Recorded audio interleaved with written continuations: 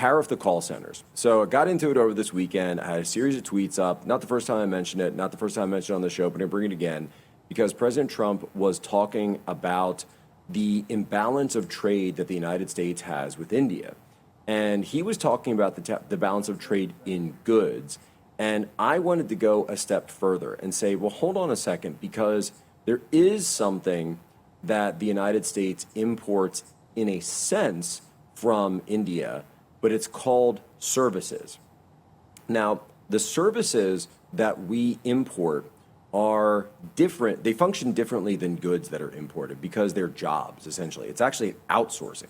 So the outflow of productivity and wealth from our country is given to India, and by the way, it's not just India, but yeah, that's what President Trump was talking about.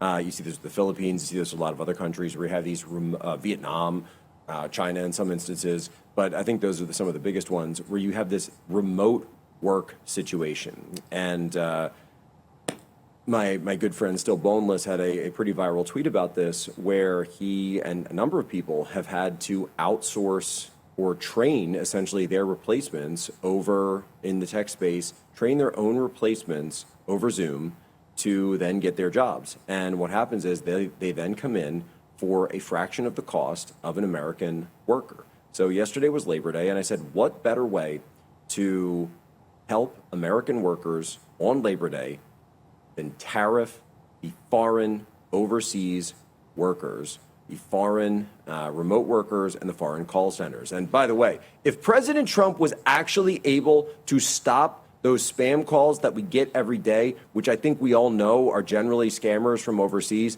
then I'm telling you something, if he wanted to run in 2028, 2032, Americans would demand that he run because that's how much people hate those things.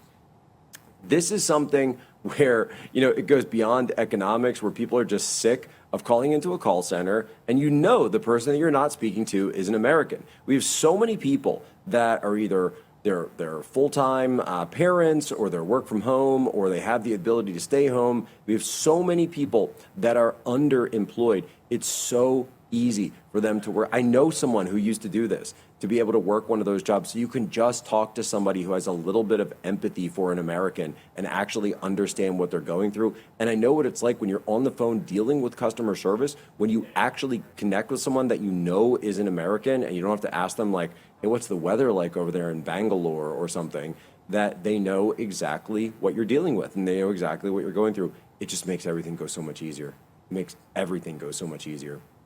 So this has been an issue, though, in the tech space and many other spaces for a long time. And certainly when tariffs first came up, this was not something technologically that was possible. But at the same time, I got a lot of pushback, and people are saying, oh, you can't do that. You can't tariff the call centers. Well,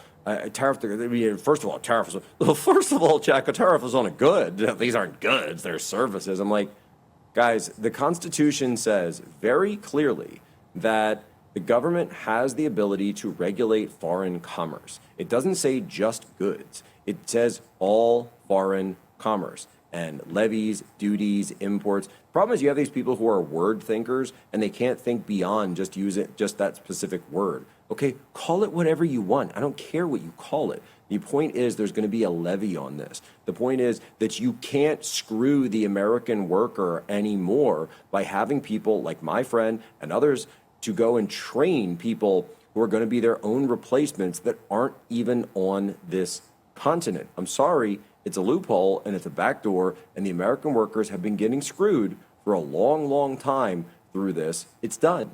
So throw a tax on that, whatever you want to call it, and we're done with it. We're sick of these companies being able to go in and use this foreign labor to force them to compete with Americans. We're done. And got to say, the great Dr. Peter Navarro retweeted what I was saying about this tariff the call center. So we'll see, folks. We'll see whether or not this idea gets some traction.